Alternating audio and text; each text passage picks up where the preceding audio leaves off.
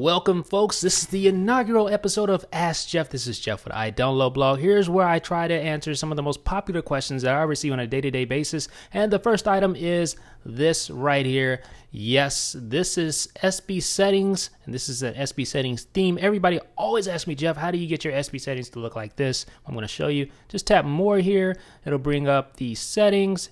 Tap the theme and you'll see Bold Retina. So that is the name of my theme. As you can see, it looks like that, sort of like the Adobe Photoshop icons. And that is Bold Retina. Let me show you where you can get it in Cydia. Just type in Bold Retina in Cydia like this.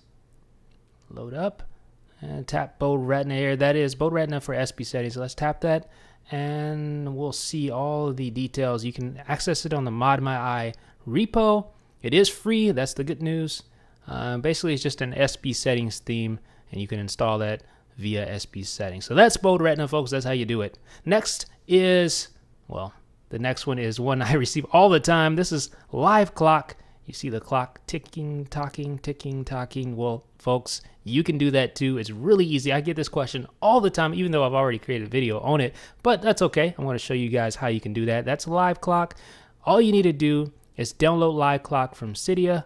I'm going to show you how to do that. It is free. Just search for Live Clock. Okay, there it is.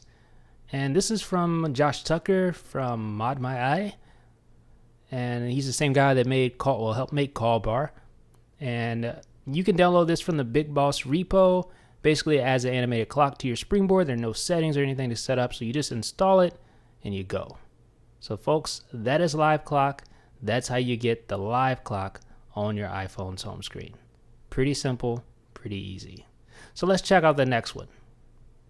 The next one, of course, this one is weather icon. You can see the live weather icon right there on my home screen. This is probably the number one question I get by far. Everyone always asks me, Jeff, how you get this live weather on your status bar? How you get it on your home screen? Well, I'm going to show you how you can do that right now. It's called, of course, weather icon. Let me search for it here in Cydia. And there you go. Just tap that. And again, just like Live Clock, this one is free, folks, and it's available on the Mod My Eye repo. Same guy who did Lock Info is behind Weather Icon, so you know it's quality stuff here. Basically, it puts a live weather information on the top of your weather icon, your stock weather icon. So let me show you some of the settings here in the settings app for Weather Icon. We'll just scroll down to the bottom, and there are tons of settings here. Look at this, man. I mean, it's just tons of settings. Let's tap the settings here and you see even more settings. Settings upon settings, folks. Tons of different things. You can even select which application you want to interact with the weather icon. There's tons of applications supported. And then there's the status bar. Yes, right there. There's a status bar. It's sunny where I am right now, folks. And you can get that too, courtesy of weather icon. It's really, really easy. So the next item up for bid is, well, look at my status bar. Look how clean it is. Well, that's clean status, folks. You can get your iPhone looking like this as well. You can clean up your status bar.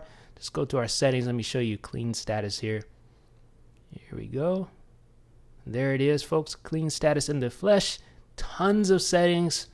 I mean, literally, you can just scroll for hours, it seems like. I'm just exaggerating, but there are tons of settings. You can disable your carrier name, signal strength, airplane, battery, alarm, Bluetooth, anything that appears on your status bar, you can pretty much get rid of it. You can clean it up, among other settings. I mean, there's tons of different settings. You can even randomly select what you want in your status bar if you want to. So, pretty cool tweak there. And last but not least, another question I get quite often, what's that little down arrow? What's the down arrow, Jeff?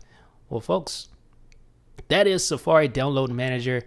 And like its name implies, you can download files via Safari using Safari Download Manager. Save them in directories that you create. Save them in a specific location. Let me just show you how this works. Let's load up IDB here real quick.